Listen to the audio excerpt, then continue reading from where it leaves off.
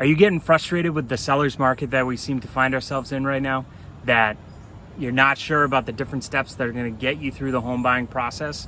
Give me a few minutes of your time and I'll talk to you about the 9 different steps of buying a home to make sure you're prepared for the best part, closing.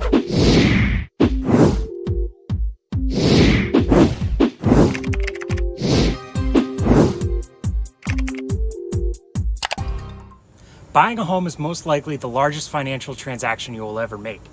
To ensure a smooth transaction, it's a good idea to get as much information about the basic buying process as possible.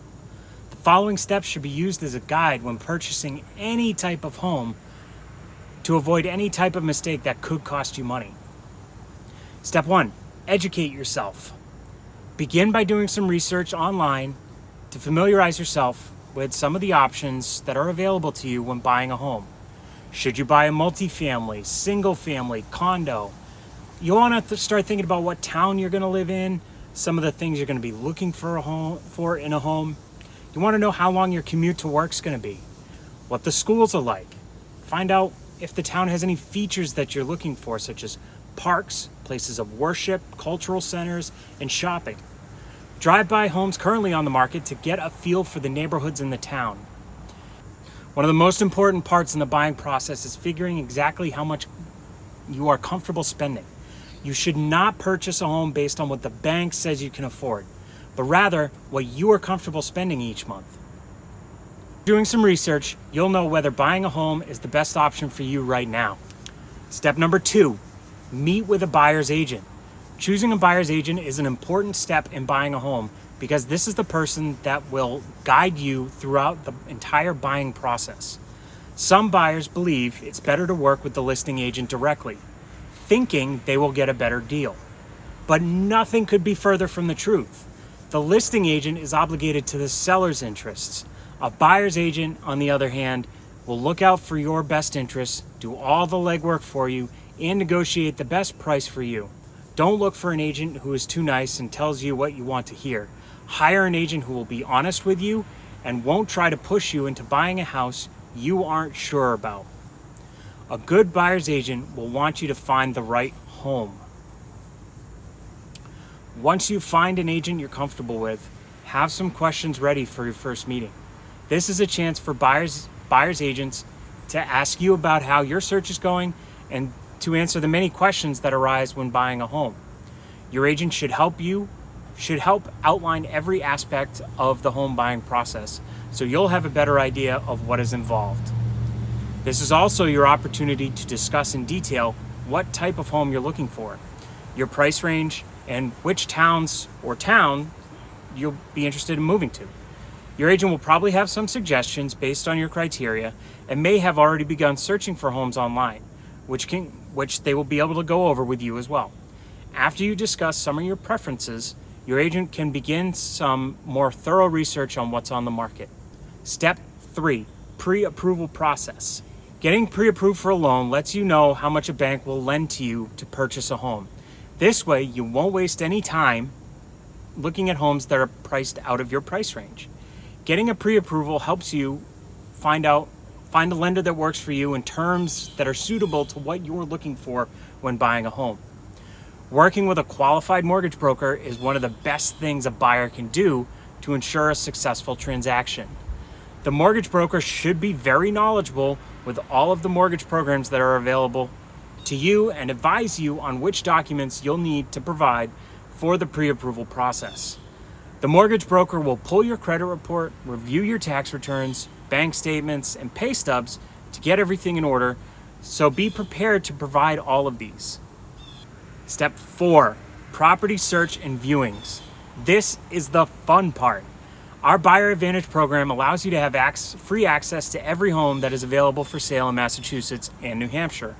You'll also get priority access to the best home bargains in the area, including bank foreclosures, government-owned homes, probate and estate sales, short sales, recent price reductions, and our own unique competitive Buyer Advantage program, which allows you to simply enter towns that you're interested in, price range, and other preferences that are important to you. It provides you priority access to all those homes that meet or exceed your criteria, complete with addresses and photos of the interior and exterior of the homes. This system also lets you know about new listings as soon as they hit the market. Your agent will also have homes that they think will fit your criteria. Once you find some homes you like within your budget, you can contact your agent to schedule viewings. View homes with an open mind and don't be too hard on yourself or the home if it is not a perfect fit. Homes are coming on the market each day, so the right home is definitely out there for you. And once you find the right home, don't wait to view it. Have your agent show the home as soon as possible and be ready to make an offer. When you see a home you love, act fast. You don't want to be outbid and have to start your search all over again. Step 5, make an offer. One of the most common questions we get is, how much should I offer on a home? Once you find the perfect home, we will submit a written offer on the home. This is another step when you will be glad to have us on your side. Since our buyer's agents know how to negotiate, they will work to get you the best deal. Keep in mind that contract negotiations are not limited to price. They also include timing contingencies and much more. Step 6, choose an attorney. The reason for hiring an attorney now is to get them in contact with the seller's attorney to draft the purchase and sales agreement. It's a good idea to find a good real estate attorney when you're buying a home, because unlike a rental lease where there are a lot of laws to protect the tenant, there are no laws that protect a buyer. A good real estate attorney will know what to include in the purchase and sale agreement and to protect the buyer throughout the process. Hey, so sorry to interrupt, but if you're finding this video helpful, I'd really appreciate if you just go ahead and subscribe to the channel, like my video, and if you're seeing this on Facebook or Instagram, be sure to leave me a like or a comment down below. All right, time to get back into it. Step 7, get a home inspection. Now that you have secured a property, it's time to schedule the appropriate inspections on the property. We highly recommend buyers spend the money on a home inspection. The report alone is very much worth the cost. The home inspection will be done by a licensed inspector whose job it is to make sure that the home is structurally sound. All of its systems are working correctly, and if there's any evidence of pests in the home or mold, some inspectors do uncover major issues that the seller may need to address. Remember, most issues can be worked out in some form or fashion, and your agent can advise you on what to do. Step 8, purchase and sale. Now that the inspections are complete, a purchase and sale agreement needs to be prepared by the attorneys, and both buyer and seller must sign.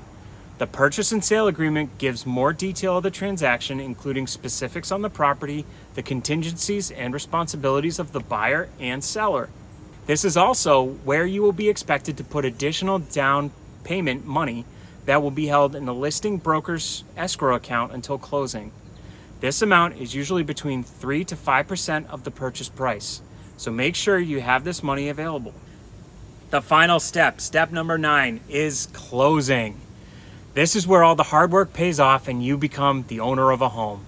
Before closing, you should have your agent arrange a walkthrough of the home to make sure nothing has changed in the property since the purchase and sales agreement was signed. The walkthrough is usually done the day before the closing. During the actual closing, deeds, loan papers, and other documents are prepared, signed, and filed with the registry. This includes the closing disclosure statement, which details the costs related to the sale of the home. And remember to bring your license and your checkbook. At this point, congratulations will be in order because you are now a homeowner.